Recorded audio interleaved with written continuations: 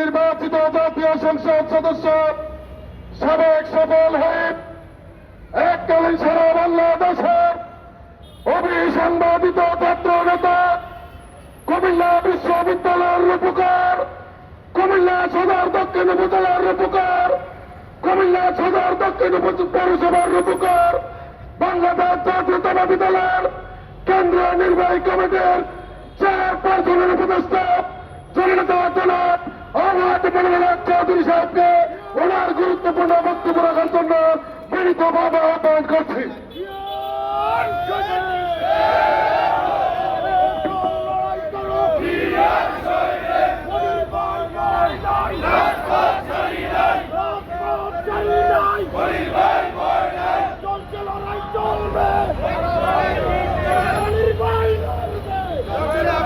Slogan বন্ধ করুন। এই মানববন্ধনে উপস্থিত